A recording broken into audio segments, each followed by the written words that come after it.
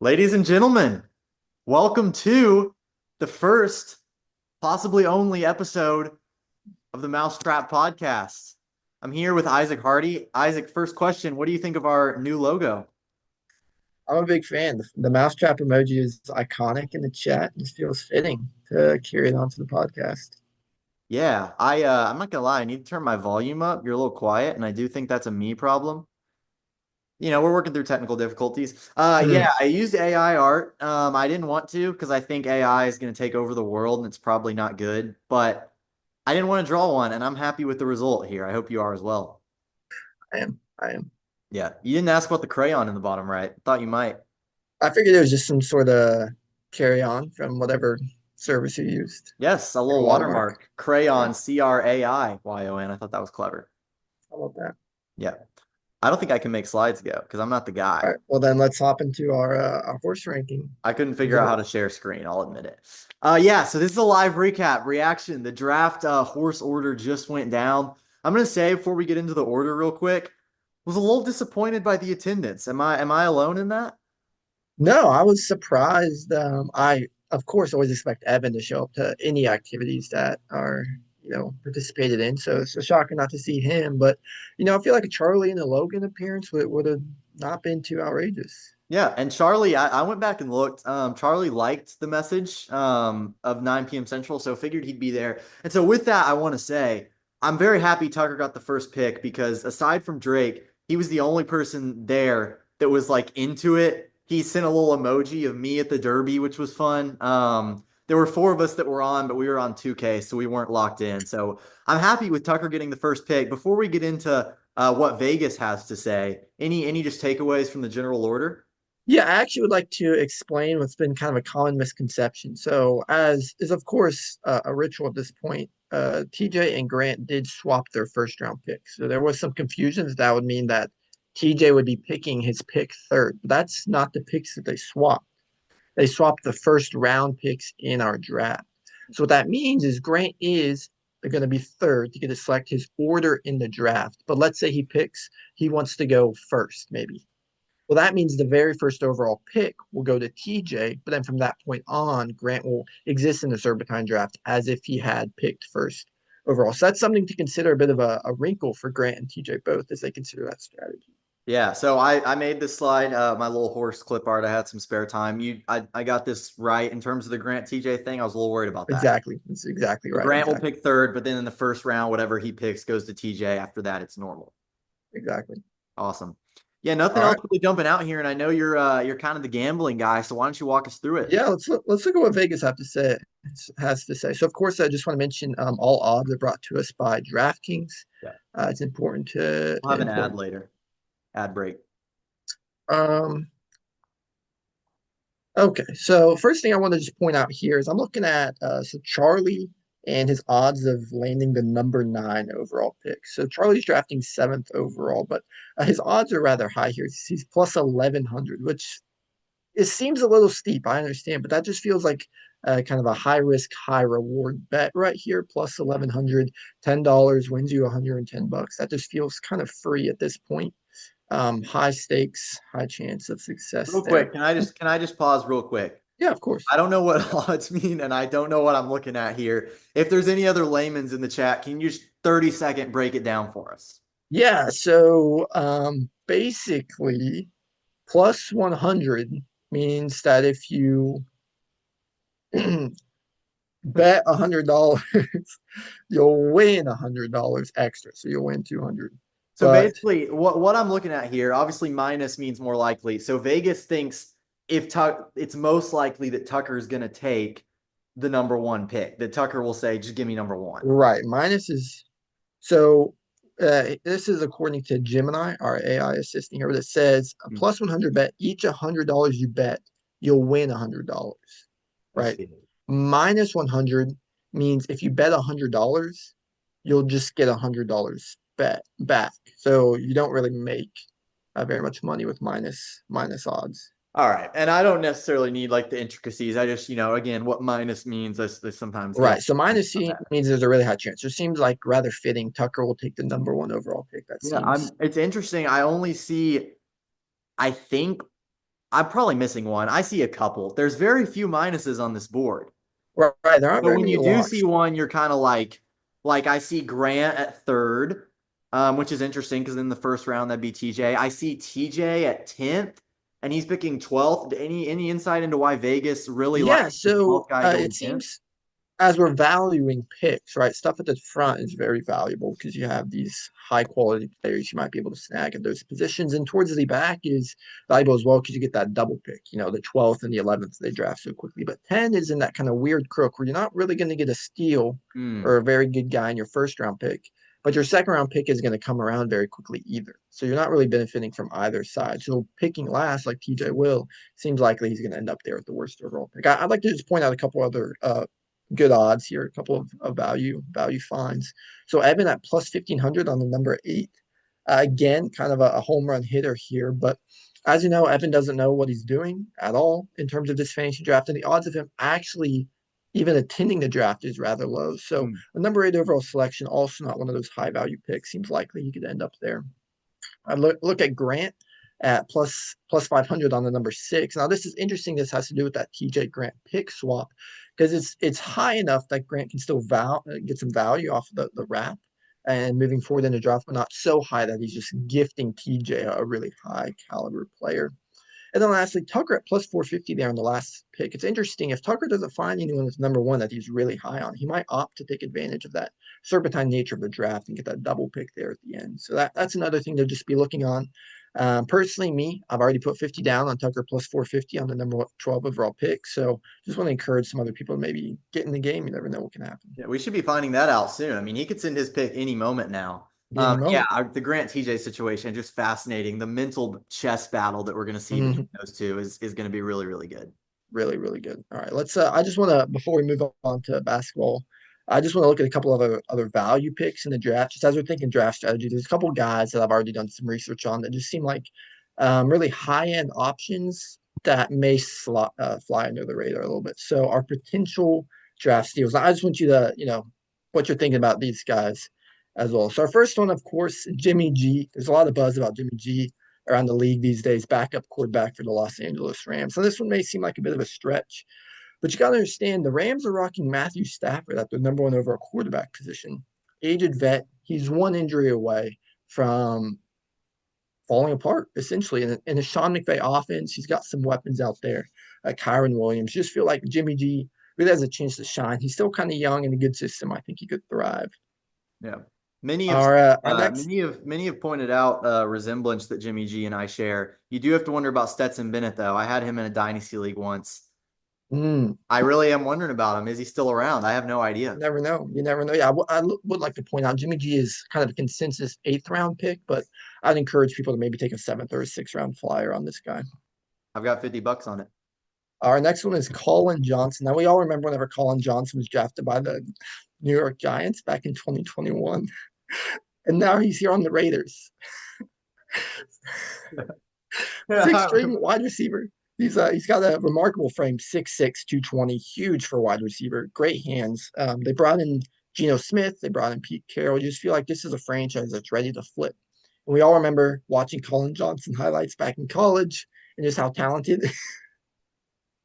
Yeah, I mean, I remember the first thing I did, I called up the Jaguar. I said, dude, Colin Johnson got drafted. And I mean, we were so excited about him. If only we'd been in a dynasty league back then. It's just one of those guys you always got to root for. Even in his stint there on the Niners, there from 2022 to 2024, you just felt like this is a guy who really can really make something happen. So I know he's low on the depth chart, six string wide receiver, not a lot of buzz, but we know if you've been paying Can I, attention to the league, can I pose a Colin Johnson is a hypothetical? Can I steal. pose a hypothetical to you real quick? Yeah, love it. You can watch, God says you can watch one highlight video for the rest of time.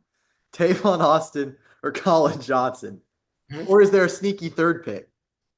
There is a sneaky third pick. We're not quite to him yet. I will say Colin Johnson would be number two. Okay. Davon Austin would be I'm number excited to three. see what else you got. I'm excited. Right. I would just like to again Colin Johnson feeling like a consensus 10th or 11th, but I would again encourage maybe an eighth or a ninth round pick on this guy. He's a steal, guys. He's a steal.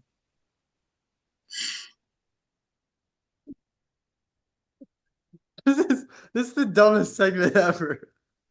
We have real human beings to talk about in this league, and we're spending time on LaQuint Allen Jr. Go ahead, tell me what you want to say. Out of Syracuse, he's a stud, seventh round pick by the Jaguars. He's going to be in that running back room. We all know that running back room needs some help. He's kind of a skill back pass catcher. Think McCaffrey. Think Todd Gurley type skill back there in the backfield. So I'd again encourage to pick up LaQuint Allen when draft season comes around. Hmm. And our last one, this one's just obvious. Mike Tomlin. Yep. No further explanation needed. On to some exciting stuff now. Obviously, I know there's going to be a lot more draft talk. I'm sure we'll do mock drafts once we figure out the order and all these sorts of things. But we have another league, our main league currently. It's the basketball league, and we thought it'd be fun to take a look at the original draft. This is my slide that I made. You can tell, not the most creative, but we're about to find out some stuff. Isaac, if you do the honors. And I do want to say, just off the bat, I tried to zoom out on Sleeper on my laptop. Drake, I'm very sorry your team got a little cut off here. Hopefully, you can still tell who everyone is. Isaac, same for you. Your guys were cut off a little bit. But I don't know, Isaac, if you had much time to look through this.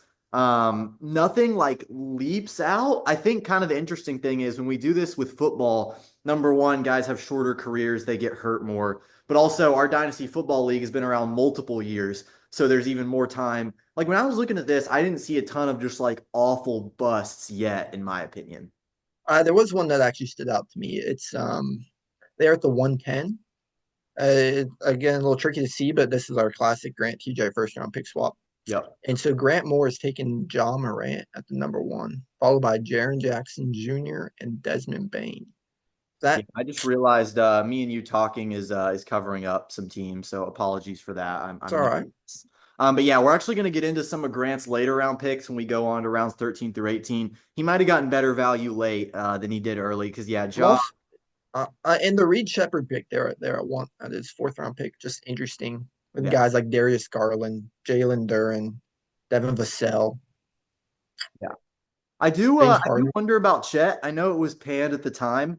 I'm sure he'll put up numbers for years, but I just wonder, are they first round numbers? And he always worries me, season ending injury type of frame, is he even going to play? I do want to shout out a few things. I don't know if people can see my mouse here, but if you look at Tucker, he's the second team in the 10th round.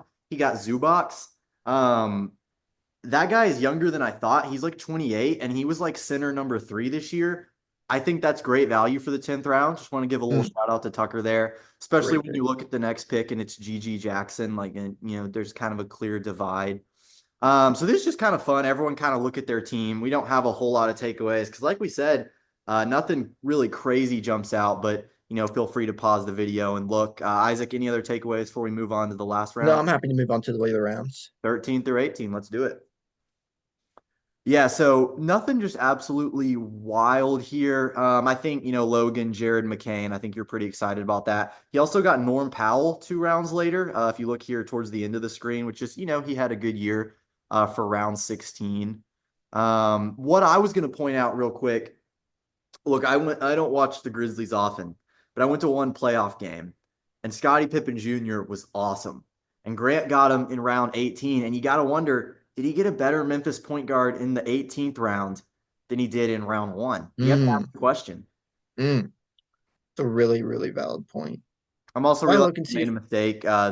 There's 19 rounds and I wrote 18, so my apologies to we everyone rally. there. But yeah, some stuff to look at. Again, everyone just kind of look at their team. Nothing absolutely wild.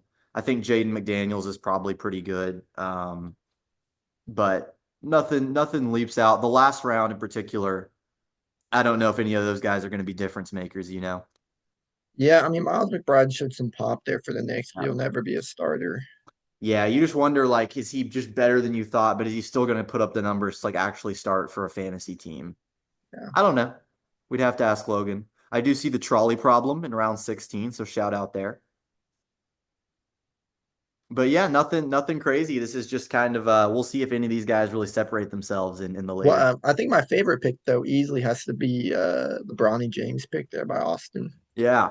Because if you remember the chat, Tucker actually claimed he was going to take him in the first round.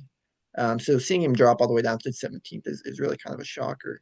Yeah, that's tough for sure. Also, I'm just gonna flag before we move on. Tucker over here, second team, 15th round, Buzelis. I think he's gonna be something where we're gonna be like, dang, 15th round. That's pretty good. I mean, he's only 20 and he was hooping this year. Yeah, he also got Casey Wallace, another value pick. He did. Well done. I pointed out like three of Tucker's picks. I don't know if I picked out one of anyone else's, so well done. I mean, the Jaguar stays Jaguaring. So, Roar. all right, let's move on. You ready to move on to our I'm ready. final segment? This is fun. We're kind of wrapping up here, but this just some fun things to end. I was looking through this today. Fun text sent during the draft. If you can remember back to these times, it was pretty wild. I don't want to promise this because, like I said, who knows if there'll ever be another episode of this thing. But we might want to go back at some point and do like a retrospective. There's a word for you of the original buy-in conversation. If you guys remember that, it was wild. So stay tuned. We might want to do that. But in the meantime, we thought this would just kind of be a fun way to end. Fun text sent during the draft, and these were chosen by me. If your text didn't make it, I apologize. I got to move us again so that everyone can see kind of what's going on here. This is not the original Mousetrap, but it is close. The original Mousetrap we might get to. It was part of the buy-in conversation, but this was the second ever Mousetrap that I could find, and I think it's a really good one. Um, During the draft, Charlie obviously just flawless technique. He's the master for a reason. The whole reason the podcast is called the Mousetrap. I don't think Evan had sent a message before this, so it was outstanding. Smabood, if you guys remember Smabood, this was just a good little exchange here because Smabood was pretty iconic. And then this last one is hard to talk about because not an easy topic for the podcast, but this is a funny cancer quip from Charlie here. Obviously, was rewarded with lots of ha-has. So just a good like four text run there. I was really impressed by that. Great Mm, from all the fellas. mm. Good for morale there. Yeah. And by the way, TJ was talking about Evan. If you wondered like who's curing cancer, it's not Smabood, it's Evan. A lot of context there. Nixon never says anything in this whole chat, except we'll see a little later. He does say one other thing, but the only time he ever chimes in is to make the same joke two separate times. Apparently, it hit both times because clearly you see the reactions. But this was the only thing he said, which I just thought was very funny and very on character for Nixon. I don't even know if he was a part of the original buy-in conversation. He just joins during the draft to heckle and make fun of it. So well played from Nixon there. Wouldn't expect anything different. Mm, mm. And you can feel free to chime in on any of these, though I don't think you're going to want to on this one. Yikes. I will say I actually laughed harder at the gay class one because I just wasn't expecting it. But also, this is kind of good for you because you did. You proved him Good. wrong. I But actually yeah, really Evan, surprisingly active during the draft. I will say I was going through. Evan was texting a good bit. I think we might see some more of that later, but just a classic Evan clapback. Ever since he got a girlfriend, this is all he really says. well, you remember that quote from Steve Kerr where he told Anthony Edwards that even if we'd had the first overall pick, wouldn't have drafted him, and Ant Hmm, said that really motivated him, pushed him to become the star he is today.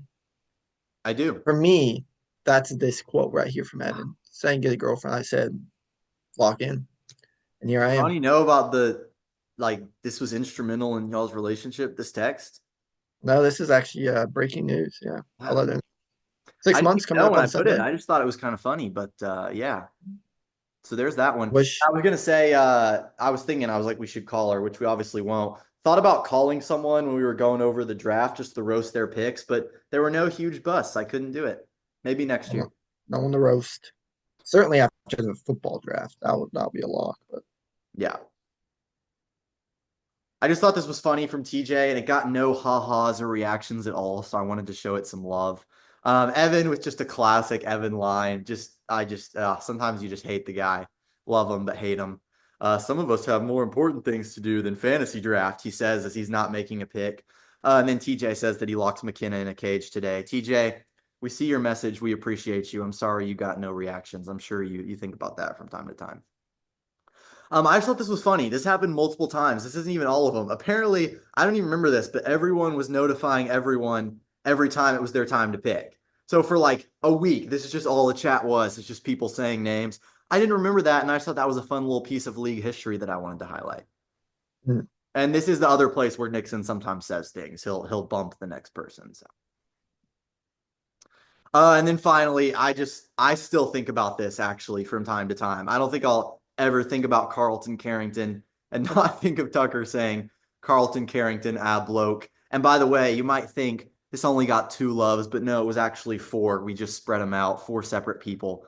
So well played, Tucker, and that's all Carlton Carrington's ever going to be to me. So well played, Classic T crawl move. Classic T classic crawl. Jaguar. As we move into our last segment here, again, as Carter already mentioned, we're looking maybe in future episodes, should they happen, to dive deeper into that infamous betting debate, if you recall that argument over whether or not we should spend $10, the price of a Slim's Chicks meal, something to think about on our fantasy draft, something that would entertain us for about 6 months rather actively. I'm gonna So say just it sounds like you're taking a side here. I didn't want to be the one to I, say it, but I'm being perfectly unbiased right now, but I well, just I thought will I'd say I don't want to spoiler. No spoilers, no spoilers. I did look it over today as I was, looking for these texts as well. One side just came off as really annoying to me. Like their messages were actually making me a little like, wow, I hate these guys. And this was a year ago. So just something to think about. I think I've also picked a side, though obviously we might go over or might not in future episodes. right. We'll just take a look at some of these texts. We'll read some of them. Some of them are lengthy. I'll leave it for our viewers to pause and observe. So this is interesting perspective. $5 is the new $1. Just something to consider. Uh, this is of course an Evan special right here. I Yep. will not be contributing any money I think here. first thing he ever said in the group chat, by the way. Probably. Just like football. Very wise, very insightful. No need to say who this one is. This was interesting. The joke about drafting strictly Grizzlies players, and then Grant does go on to select John Morant, Jaren Jackson Jr., and Desmond Bain. Felt He very knows what he topical. wants. He knows what he wants.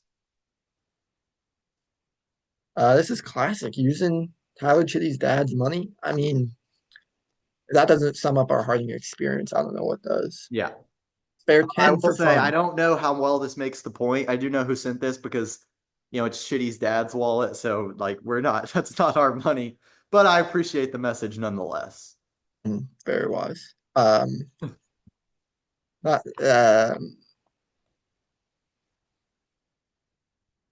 Pay for league is just dumb. Interesting. A devil's advocate here is saying, well, maybe no one would actually play it. We did notice a lack of activity among certain people that was actually vocally complained about. And you just wonder if maybe a financial incentive would have been helpful in securing more activity and involvement. Coulda, shoulda, woulda. I want to have an interview with Commissioner Kelly later if we do this and see his Yeah, thoughts. I know he's passionate about the tanking epidemic, so certainly, I think that would be valuable. I think Um, unless this is this a segment? What is this we, explosion? we still we got a couple more texts here, actually. Oh, go for it. Yeah. Have the Uh, floor. so, I just want to read this one out loud. I think it says more if you have to have a substantial monetary incentive to want to win rather than just being able to have a fun with a friendly fantasy league. Man, talk about your high horse. So here we have an argument for not paying on the basis of morality, honor, or potentially calling all of us losers. Very explosive comment there. She has a free throw merchant. But our feather in the cap is I just like winning. I don't know about y'all though. As kind of a final wrap up to a certain person's argument was just saying, you know what, I'm in it for the love of the game. Can I say real quick? I won't even say the name, but I'll say something like if you know it'll give away who this person is, but I just want to make a point. I know who said that, and they did end up winning the league, did they not? I don't actually remember who won the league because I didn't spend any money, so I stopped paying attention once I lost. Wow. Look at this guy bring it back around to his point. That's inspiring stuff. I want to say real quick, I think we're about to wrap up. Sorry. If we ever do another episode of the Mousetrap. By the way, the logo says podcast. I think I just want to call it the Mousetrap, but work in progress. Other guys feel free to chime in. Um, I think a fun segment would be pulling up some old text in the chat and, who said it? A little trivia. I Little think that'd be Jeopardy fun. action. Could I be think that'd be a fun. fun segment. Maybe invite a couple guests to play alongside us. Comment Certainly, down certainly. below if you'd like to be a part of that. Also, if you made it to the end, but I think that could be fun. True. That's true. Well, this concludes our slideshow. I would just like to take this moment to officially declare that we will be having a $10 buy-in this coming year in our basketball league. So look forward to increased activity, Hmm. increased engagement, and above all, our fantasy football draft. Yeah, real quick. I know Grant said he would have tanked regardless. So is this like, is it a curbing tanking thing, or like, what's the rationale here? Details are still being worked out by Commissioner Kelly,